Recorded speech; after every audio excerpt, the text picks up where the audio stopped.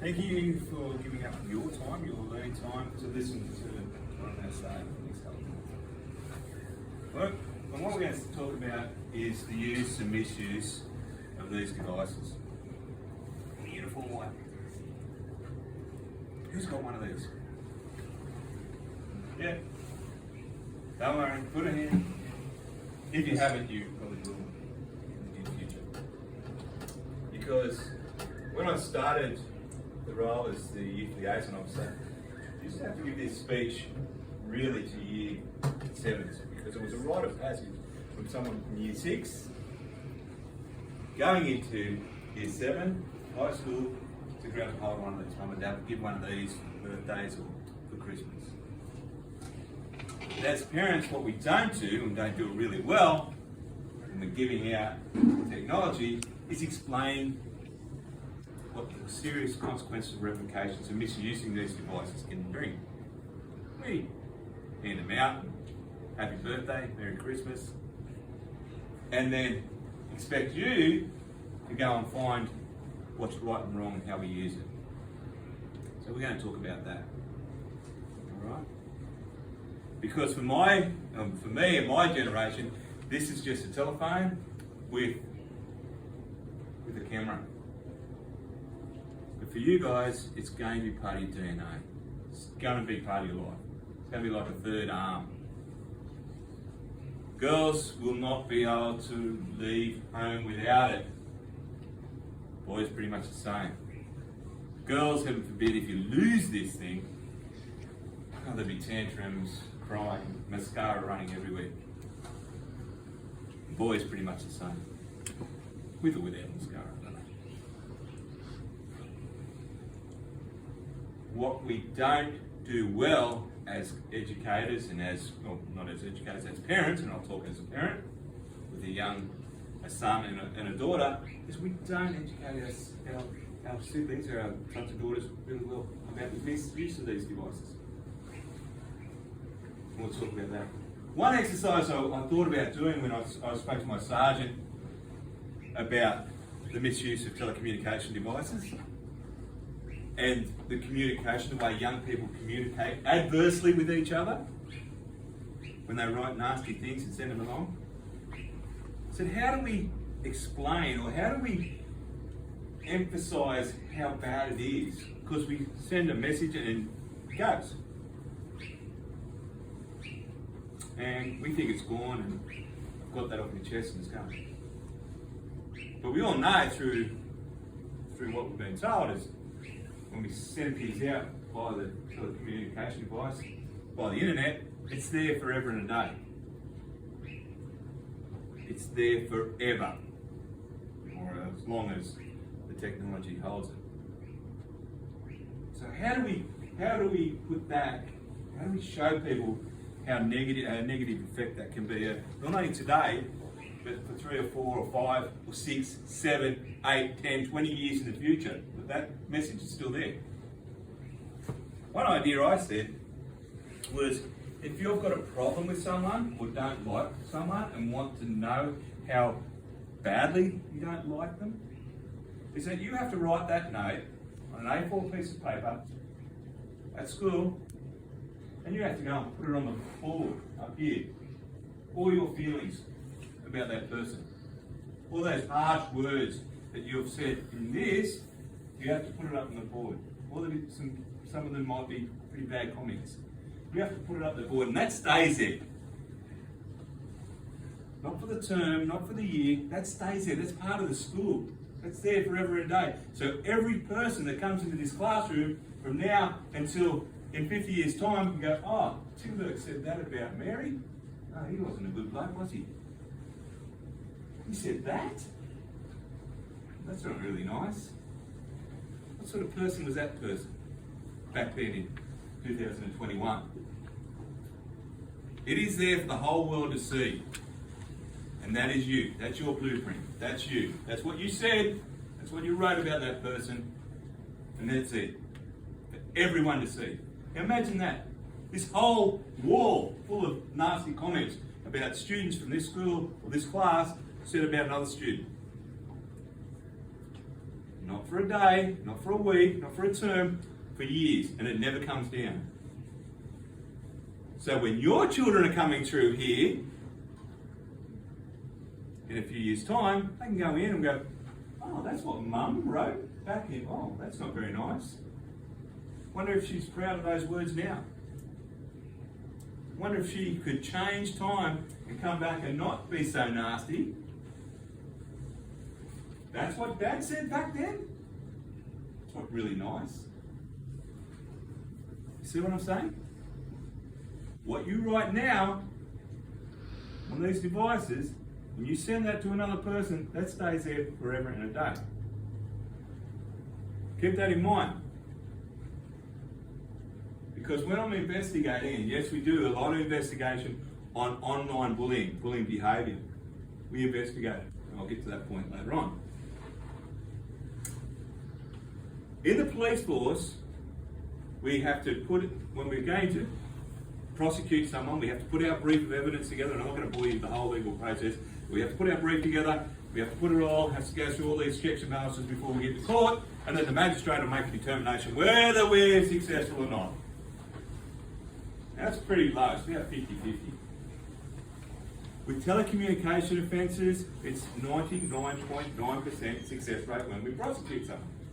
Because all the evidence is there for us.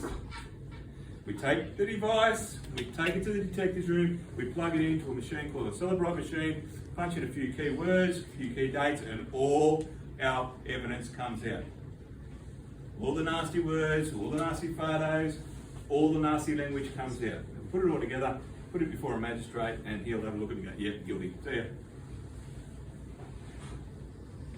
So when we write things, we can't delete it. Stays in.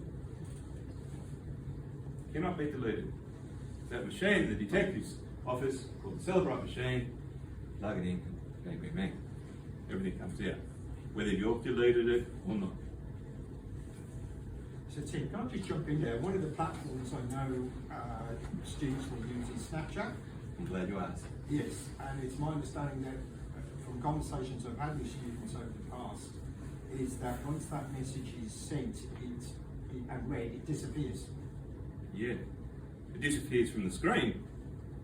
But there's apps available that you can draw back Snapchat, take a screenshot of that, words are said. Again, that machine down at the detective's office, the Celebrite machine, we plug it in and it all comes out. It's never deleted. It might be deleted from your screen or your device, but the software we have will retrieve it. It comes back. Can I just ask? Yeah. Does everyone understand what that means? So is Snapchat, does it erase everything? It's like walking through on a beach and you look around and you see your footprint there. A wave will come over and you can't see that footprint anymore. If you get really close, you can see where people walk. It never goes away. When we're on that, while we're on the subject of social media platforms, who's 13 here? The teachers, keep your hands in. 13? Good. So we have one person in the class that's 13. Who is on social media? Who's on Snapchat? Who's on, be honest.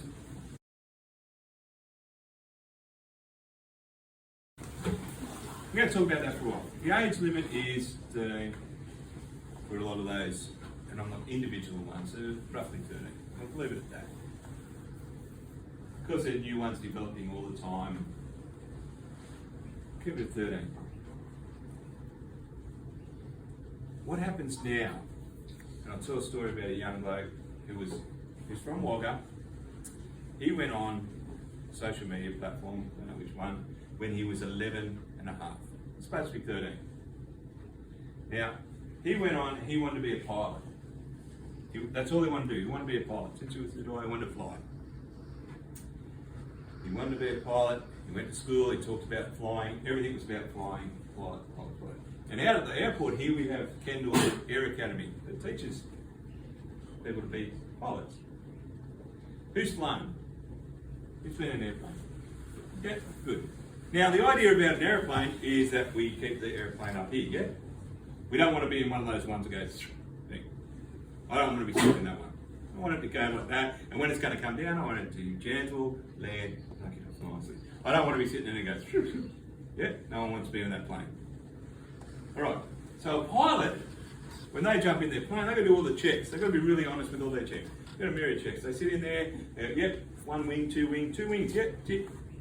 Enough tyres, yep, got enough fuel, yes, we're full, oil, pressure, and they go through on all their checks and balances.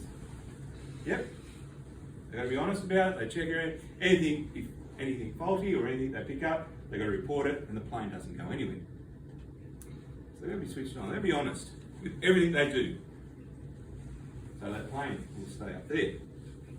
I don't want to be the pilot that comes in and goes, oh, 2 wings, I don't know, I saw one of them. Enough fuel? I don't know. Where are we going? I don't know. Enough air in the tyres? Oh, who cares? Yeah, let's go. Who wants that pilot in front driving them? No. And all those potential pilots, please do the checks. So this boy, he wanted to be a pilot all the way through. Honesty is the key value about a pilot. They do all their checks and balances. He gets all through the academy. It costs him a small fortune to get through there. He gets his pilot's license. He's just about to do an interview, and they go through and they say, "Are you honest?" He goes, "Yes, I'm honest. I don't lie about anything. I'm honest. All right, good. When did you start your social media account? When I was 13. Really? Because we've done the checks, and it says 11 and a half. Really, when you've signed on. What else will you lie about? What else aren't you telling us about yourself? Oh, well, it was only a little lie. Oh, little lie. Please, tell us the difference between a little lie and a big lie. Because those people sitting in the back of the plane want to make sure that you're not lying when you've done all your checks and balances. Do we have enough fuel? Oh, it's only a little lie. Not sure whether you got this job or anything, but it goes to prove that if you're going to go on social media, you're going to lie about your age, you'll be questioned later on about what else you're going to lie about. What else are you going to be truthful about? What will look good if you're on social media right now, and you shouldn't be, because of the age limit, and don't worry about whether mum or dad signed you on, or whether your older brother or sister signed you on under a fake name or fake account, is to go back and get off it tonight. Believe me, it'll still be there when you're 13. And there are other means of communication rather than the ones we're using. But if you choose to stay on it, and you choose to go forward, when you're at an interview, you'll probably be asked a few questions about times and dates about when you decided to start your account. How do we communicate with people on social media? It's a big thing. Now I'm going to talk about bullying behaviour, because it has changed. Technology has changed the way bullying behaviour works. Because back in my day, the bully had to wait till the bus got to the school before he or she could do her work. Now there's no need to wait for the bus. We don't have to, because of these beautiful, wonderful things. Bullies and bullying behaviour can happen 24/7, and it usually does. Because no longer does the bully have to wait. I've got the tool right here. I've got the tool, I can say what I want, to who I want, and I can be not held accountable. I won't be held accountable for it. Is that right? Can I say whatever I want on this? To whoever I want on this, and not be held accountable? The rules are changing, and they're changing daily. Anything that is written on here on a social media platform by me, my name, I can be held accountable for it. AFL, who's all our footballers? Male and female, yeah, because there's great pathways for girls playing footy today. Yeah, who likes AFL? Who watches AFL? Who watches any sport? Good. I say AFL because I'm particularly fond of AFL. In AFL at the moment, there's some people that go on social media platforms and comment about other players. Particularly disgusting are the comments about our Indigenous players. They make comments because they probably got beaten, and the probably Indigenous player was really good and was the reason why they got beaten. But they make comments, and some nasty comments, disgusting comments, racist comments about those players. So what the AFL are doing now, tick to them, is they're holding the people who write things on social media accountable for what they say. They're banning them from games. They're taking their club membership and they're tearing it up. They don't want them, that sort of person, involved with their game. Then they're doing their investigation and they're handing that over to police to further investigate.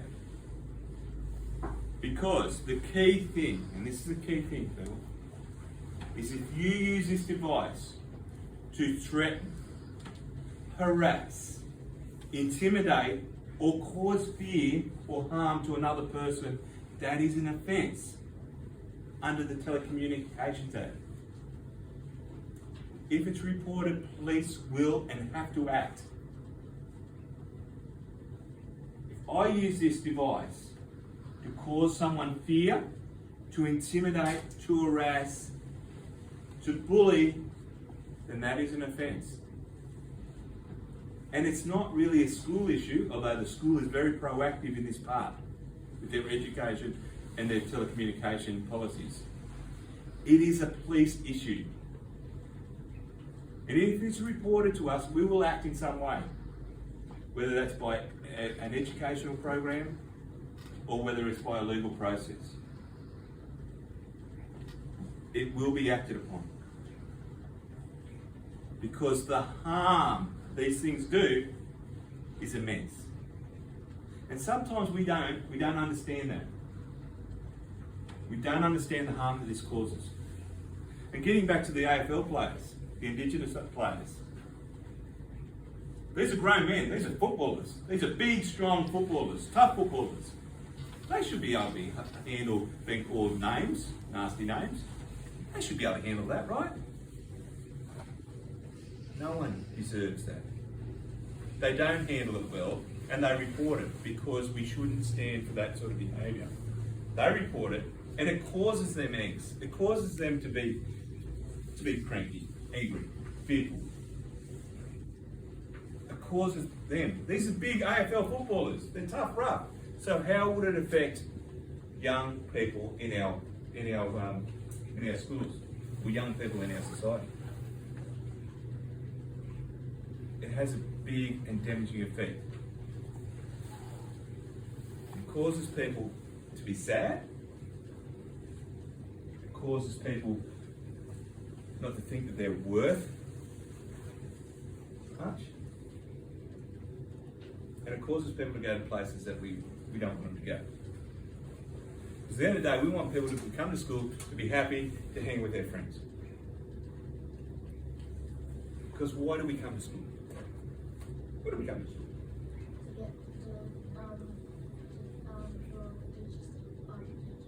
Good. Exactly.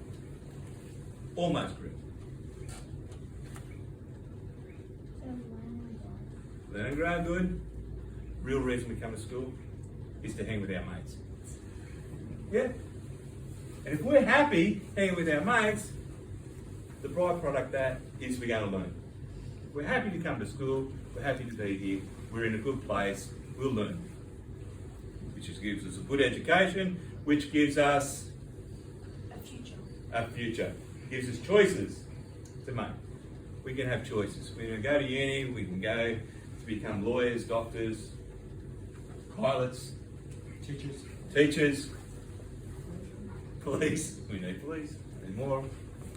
But it gives us choices, a good education for that. Bullying behaviour disrupts that.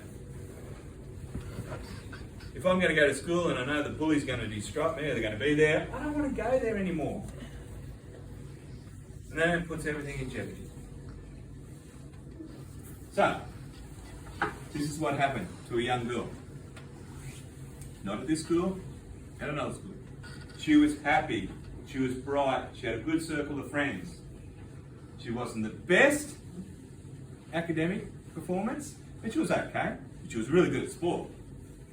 And she was the sport captain. You have sports, the captains of, yeah, house captains, that's the word I'm looking for. She was that. All of a sudden, she didn't want to go to school anymore. She kept on pretending she was sick. Things were happening at home because she was staying at home all the time. Mum got concerned, rings up the principal, says, I don't know what's going on. She used to love going to school. What's going on? So the principal drilled down a little bit and found out a few things about bullying behaviour, online stuff. Now, the young girl in particular comes to school. She was happy, she was bright, parents had a nice house. In all purposes, she had everything going for her. So there was a couple of girls at school. We thought, we'll bring her down a peg or two. Being so happy and smug, we'll let her know exactly how we feel. And started using this to send some nasty messages. And then the girls stopped coming to school. And they go, we got her. She's not coming to school. She pretends sick all the time. She's not here. That brought it down a level or two. What was really going on at home was a young girl that mum and dad were going through some troubles. Dad's business was failing and the financial pressure was on at home. They were going to lose their house. They were arguing all the time. The girl wasn't happy at home because there was a lot of fighting, a lot of tension. And to top it all off, her little brother was facing a terminal illness. Really scary. This was all going on at home. She would come to school because that was her safe place. That was where she was no arguing. She could just be herself. She could run around. She could play. She could be with her friends. She could learn. And for 6 hours a day, she was away from all the troubles that were happening at home. Then the bullying started at school through social media. So the little girl said, where do I go? I can't go home. I can't come to school. There is no place for me. And that took her to a really dark place. Again, thankfully Mum was aware of what was going on, get together with the school principal. They spoke with the little girl. They got us involved. We got help for her. Things started to calm down at home. And we got her back into a better place. The bullies, well, they come and spoke to me. Well, no, I come and spoke to them at school with their parents who didn't know this was all happening. And when I started putting the messages in front of them, which were that machine, the detectives, the Celebrite machine, I started putting all the papers, all the things, all the nasty comments that were said, started putting them in front of these girls. Their parents were horrified that they would even use that language. And then I left it with the parents to do whatever chastisement they needed at home, whatever punishment was needed. I think the girls lost their phone privileges for a while. Anyway. So that's a true story. That happened in Wagga. Not at this school, but at a school not far away from here. But what happens, it's regular. It happens all the time. We do not know what's going on in people's background. We do not know what's happening behind the scenes. Because as people, we put on a brave face. We come to work, we come to school, and we say everything's all right. We don't want to bore people with all our troubles. But we need to understand our actions and our words do have an effect on people. And we need to be careful about what we say and do. Because they do come back and they do have an effect. Is there any questions what I've spoken about? I know the subject is very hard. But some of us who use this the right way and communicate in a way that's responsible for young adults, then you might say, oh, I know what he's talking about. And that's good. Because you're using this phone or this device the way it was meant to use, to communicate with people, to share information, to share each other's achievements, to be happy with each other, to communicate well. For those of us who use this device in other ways, to be clear. If it is reported to us, and if it does meet a criteria, then we will assist the parents and the school in changing or modifying your online behaviour. Now, it's ever evolving and it's ever changing. And it's so easy to use this. It's so easy to get upfront about it. As I said, I follow Aussie rules.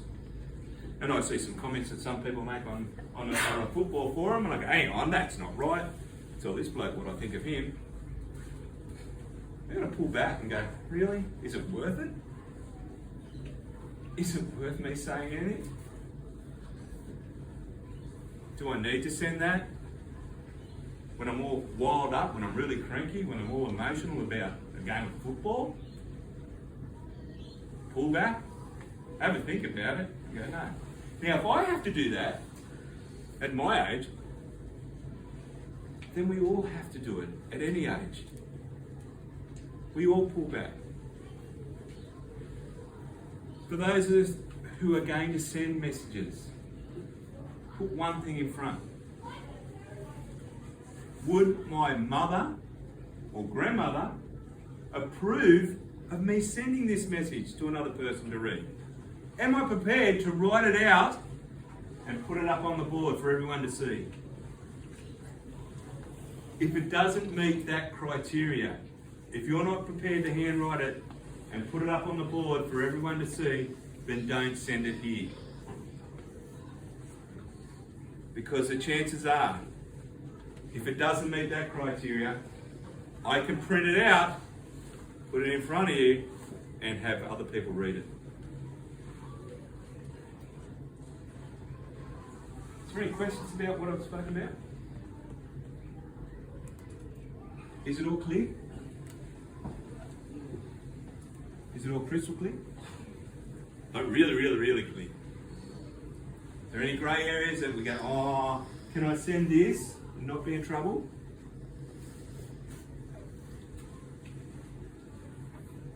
While we're quickly on the subject, not only sending words, but images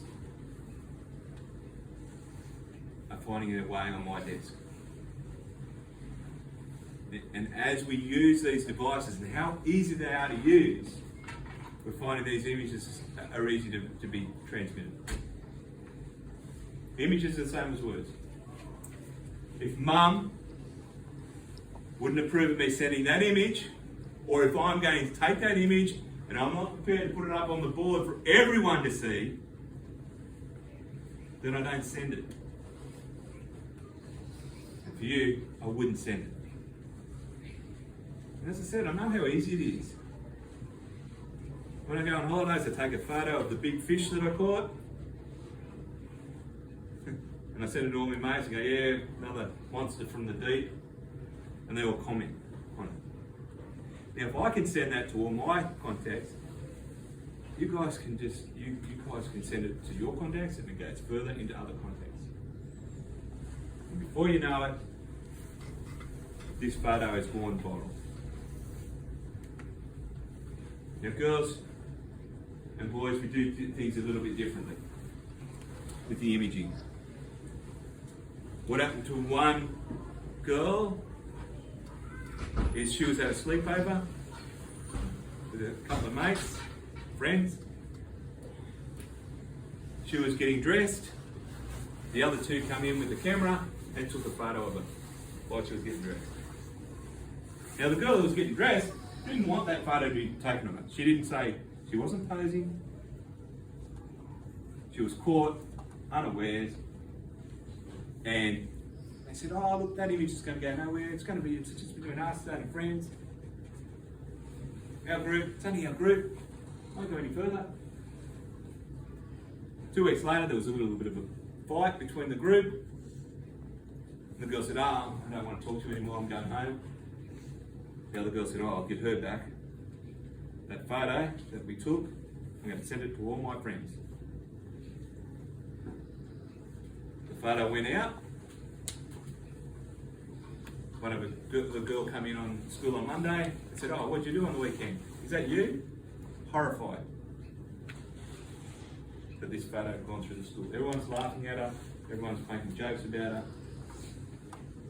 She reports it to the teachers. The teachers report it to me. We go down and talk with the girl, with the parents, and yes, the girl that took the photo and sent it to all her contacts was in trouble with the police. Those people who had the photo and sent it on to other people were in trouble with the police. The only people that weren't in trouble are the ones that deleted it straight away and didn't have it on their phone, or they went to the teacher and said, I got that sent to me today, and then deleted it. So they reported it and then deleted it. Everyone else was being questioned by police about one image that was inappropriate. Now, that sleepover incident has been mirrored, has been the same over and over again, which girls have been taking photos when they didn't give consent, and that photo has gone out of that circle of friends. That happens time and time again. Again, so before you use this device, before you start taking photos of people, one, you need to ask their consent and make sure it is an appropriate image to be taken.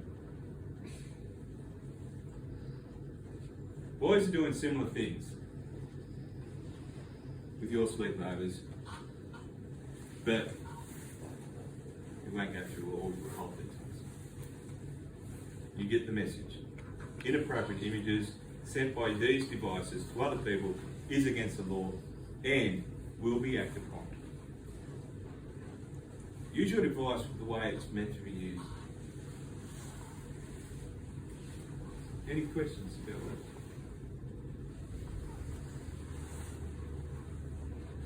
The last thing, how are we going to talk about? Okay.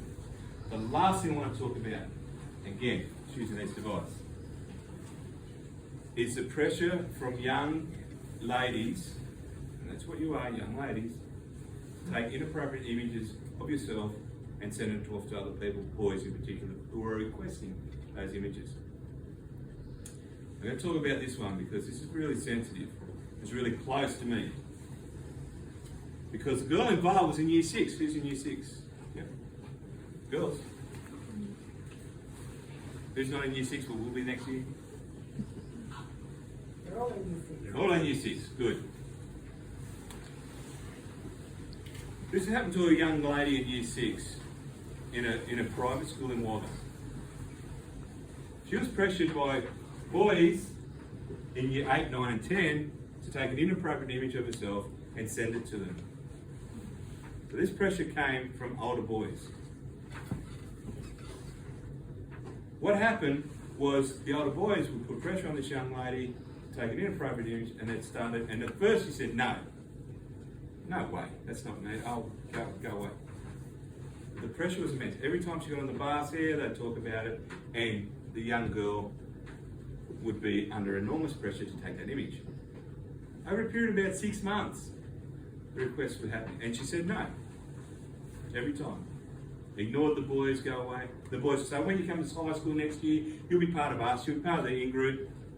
You'll be sitting over here with us, not with those year 7s, they know nothing. You'll be up with us. We'll invite you up, all the social stuff, you'll be one of the cool kids. What happened was, she said, no. One of the boys got her mobile number from a friend of a friend of a friend. Then the pressure come via telecommunication device. Please send us the photo. Come on, what are you doing? This is the way we communicate. This is the way we do things in high school. This is the way everyone does this in high school. Until one day, one night, the little girl was home, mum and dad went out for dinner. She got a message. She ignored it. She got another messages. And in the end, she goes, "Oh, let's take it, and the pressure will be off." So she went to her bedroom. She took an inappropriate image of herself and sent it to one of the boys, thinking that, "Oh, put the pressure off. I'll stop requesting it. Pressure's off me. I feel better now. I've done it." So on Monday morning, when she gets on the bus, instead of saying, "Oh, come down the back with us, that was the right thing to do, yeah, you're with us now, look up," the three boys started laughing at her, calling her names, poking fun at her. So the little girl didn't even get to her seat before she turned off the bus in tears and ran home.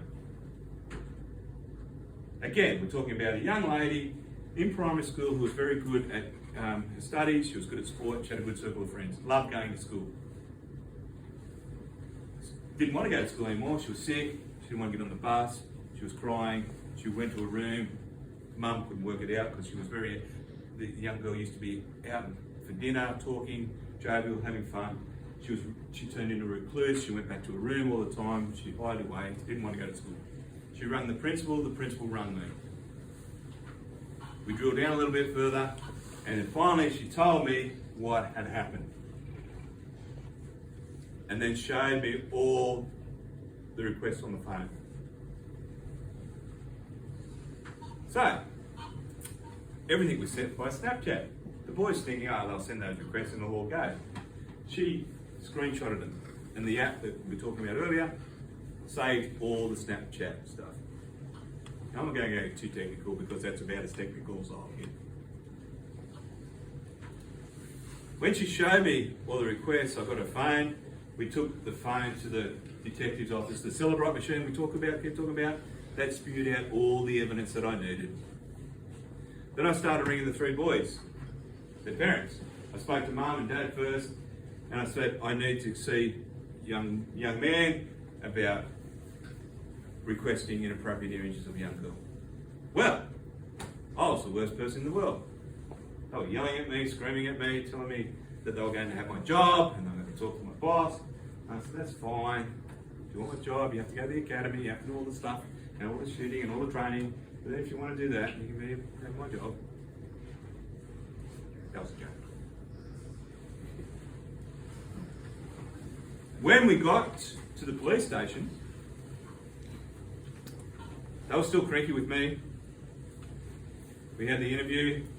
The one boy came in with Mum and Dad, and they were still cranky that I'd accused their son of requesting a young girl for inappropriate images of herself. Then I started showing all the paperwork that I had, all the messages, all the requests. And then they weren't so cranky with me, they started looking at the son. He didn't have a smirk on his face. Well, he came in with a smirk on his face. He didn't have a smirk on his face when he was confronted with all the evidence that I had. And the very last photo, on the very last page, was a photo of the young girl that she sent. And Dad was horrified, Mum was horrified. The young man started crying.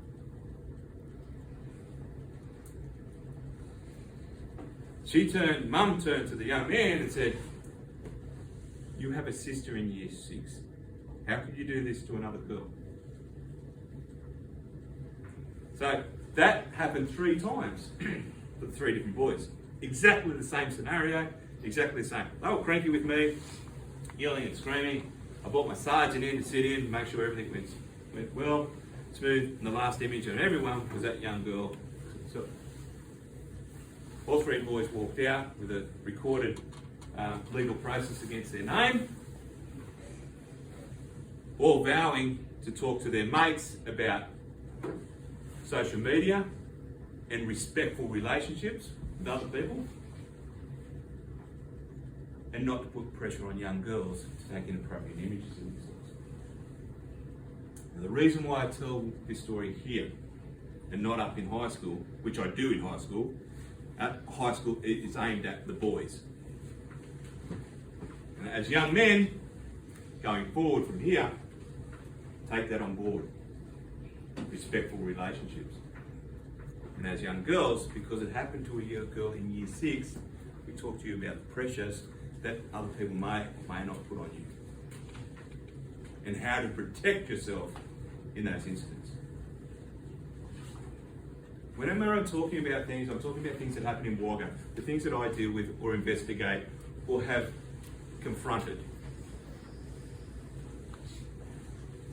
And that's all happening in our town or our city. Not in Sydney, not in, well, it probably happens in those things, but I'm concerned about what happens here to the young people that I'm in charge to protect in many respects. All right, that was a lot of information in a short period of time. And I appreciate you listening and hopefully taking a lot on board. But the main message that I want to get across, the main message, before you send anything, if you're not prepared to put it up on the board for the whole world to see, then going forward for the whole world to see what you were like here in the next generation, then you don't send it. And if you do send it, there are consequences and ramifications of sending such messages. Thanks, Tim. Just a quick one as a follow-up from that. This is the message I want to give in terms of from the school message, moving forward with this, is that if you were to receive an inappropriate message, social media message from now on, and 9 times out of 10 this happens at home, you're in your bedroom, you might be with a friend, you let your parents know immediately, you screenshot it, and then you let myself and this know. I'm hoping it doesn't come to that. I'm hoping that this session and some previous conversations that I might have had will be enough. But sadly, it's the world that we live in. It's something you need to be aware of, and you need to know how to navigate these challenges. But you also need to have the smarts and make some good choices. I want to drill down a little bit on the Snapchat thing. Hands up if you've sent a message via Snapchat.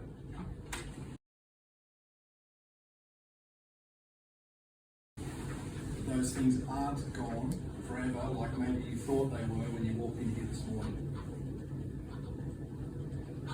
Because I guarantee everyone walked in here this morning before Constable Bourke or Senior Constable Bourke's presentation believed that everything on Snapchat was gone, yeah? How do you feel now knowing those things aren't gone? We really need to be listening to what Senior Constable Bourke's saying about do we want the whole world to see what we're writing and what we're sending. Because it's not gone. And the impacts, as you've just heard, can be really devastating for people. Not just for the person that you send it to, but it can be devastating for you and your future. So guys, we really need to get this message across. You can't hide behind social media and say things that aren't going to come back and have consequences. It's just not how the world works. So please think very carefully before you press that send button. Would I want my mum or my nan to see what I'm writing right now? Would I want the whole world to see what I've written? Not just for now, but for the rest of my life. These are big things, and this is why we have age limits on these apps. Because these are mature decisions that we're talking about. Having the maturity to be able to make those decisions. Should I or shouldn't I? And maybe we need to grow a little bit more in maturity to be able to make those decisions. So please be very careful with how you use your devices, because the consequences are huge. Can you all agree to that? All right. Can you please thank Senior Constable Bourke for his time this morning?